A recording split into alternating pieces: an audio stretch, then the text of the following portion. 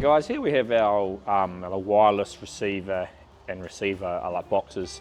So pretty much what you have is a transmitter. So this is called a TX, transmitter TX. This goes at the camera end. Now this is going to send the camera actual signal to the other box, which is a receiver. Now in here you've got a power plug. It's just like a DC one. So this needs voltage. It can take actually 9 volt to the 36 volt, and then it will drop it down to the camera. So it is good for trucks or caravans or whatever. So that goes into there. You need a power source on here. This here will plug into your camera, your 4-pin Aviation one. So if we're talking about a Caravan right, that already has a camera on it, you could actually just use our Anderson piggyback cable to give this power. Plug this into the 4-pin that is at your Caravan hitch already. That's going to hook it up to the camera at the back, and then you'd have the actual receiver box in the car hooked to the screen of your choice. That's for like a Caravan example that already had a camera on it. If you're just going to hook up a different camera on a truck or whatever, you would grab the camera, put it at the back. This actual box would go here, and the camera would be plugged into here. Camera gets extra power from this power source here, and that is how that would work on the back of a truck or in a cab or wherever you're going to put the camera. These are sealed units, so they are actually solid on the outside. Ideally, you kind of want to get them somewhere that they aren't fully on a block behind something, because the antenna is internally in here.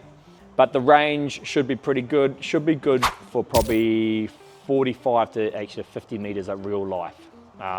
So real actual life means of a caravan in the way or a truck body in the way. So that's the transmitter. Then at the other end you have the actual receiver. So this will be mounted in the car or in the dash, the cab, wherever.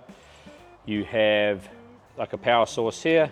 Again, DC, again can take the wide voltage input, red and black connected to an ACC power source. You have a pair button on here, so you just need to push this to pair these two together. We'll go through that in a second, and then this will hook into whatever camera you're going to actually hook it into. So in our case, it could be a rear view mirror screen, could be a dash screen, it could even be our head unit, and this will output at AHD. So just ensure that whatever screen you're using can take an AHD output.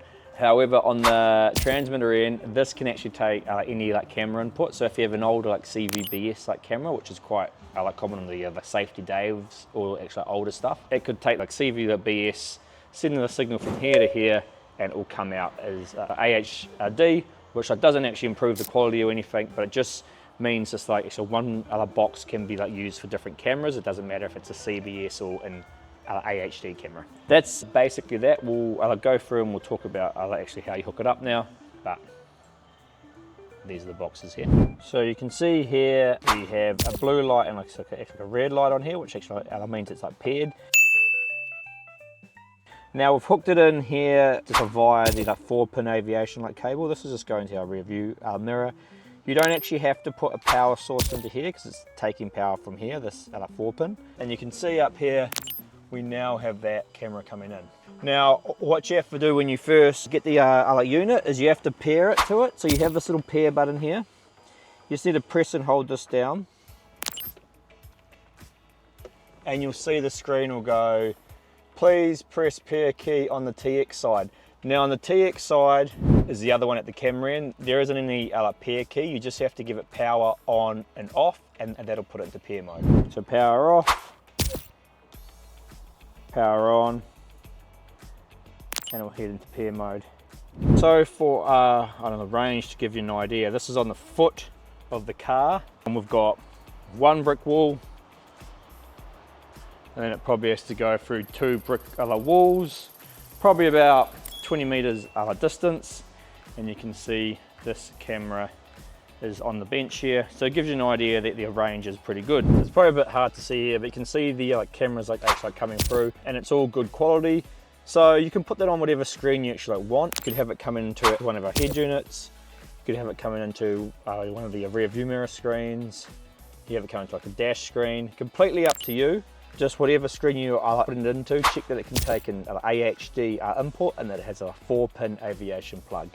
And that's basically it. So great like use cases are when if you want to turn a traditional camera into like a wireless like camera, so you don't have to run the cable.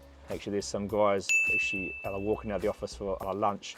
So you can see there's no like lag or any bit of like a stutter that you can sometimes get on a wireless like camera. So we'll watch this car drive away as well, and you can see that the footage is good and solid, and you'll see that car drive there in front of us. So it gives you an idea. So I just thought that was a good example to show that how that works. Yes, so good use cases are turning a traditional camera into wireless. That means you don't have to run the cables. Great for trucks, caravans, trailers, boats, RV vehicles, tractors, construction equipment, anything where actually wanting extra wire. It's going to be a pain in the butt, and if you don't have to do it, it's cool. Real handy also if you've just bought a Caravan, right, and it has a camera on it, and you can see the 4-pin like cable at the hitch. You can just go boop, put that at the hitch, give it some power off the Anderson, or like a trailer plug. They draw about 0.2 amps, so they don't draw much power, and that way you don't have to run the cable through your car, and you can put the box in your car and choose what screen you put it to. If you have any questions, just reach out to us.